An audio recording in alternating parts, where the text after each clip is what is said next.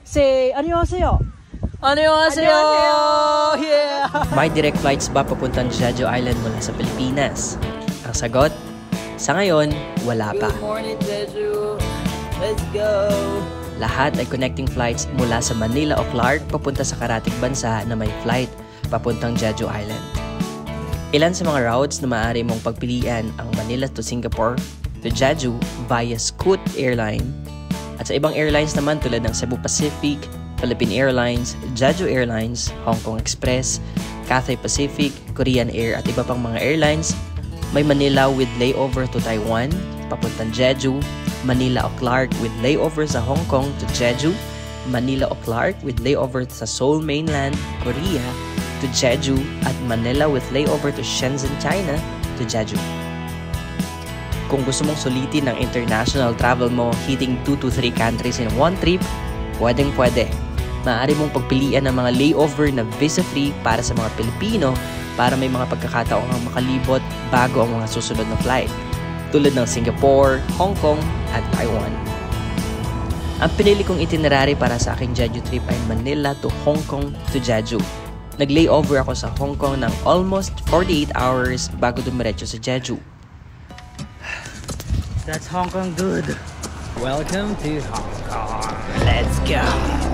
Mula sa Hong Kong Airport, naglibot muna ako at check-in sa Kowloon. And here's our big king-size room with a big mirror on it. Nag-early morning jog sa mga famous spots at nag-try out ng mga local Chinese cuisines. Ibabahagi ko ang Hong Kong itinerary ko sa mga ibang episode. Mula naman sa Hong Kong Airport, Jeju Air ang sinakyan ko papunta sa main destination, ang Jeju Island. Madaling araw ang arrival sa isla at wala namang ibang tinanong ng immigration maliban kung ilan ang bank card na dala ko. Ito ay assurance na may sapat akong pera para sa pagbisita sa isla. 7 araw ang pagbisita natin at parehong route na Jeju to Hong Kong to Manila ang pag-uwi. Pwede rin namang Jeju to Taipei ang layover tapos mag-check-in ng kahit 2 gabi lang sa Taipei bago tuluyang umuwi ng Pilipinas. Pero, dapat may sapat kang budget para rito. Ano-ano nga ba ang pinagmamalaki ng Jeju Island sa buong mundo?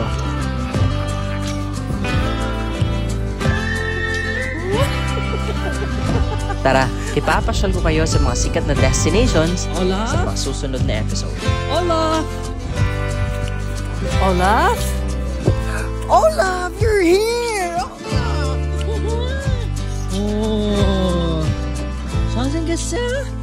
Oh. I finally saw Olaf here in South Korea. Oh, banasabang kinida. Yeah.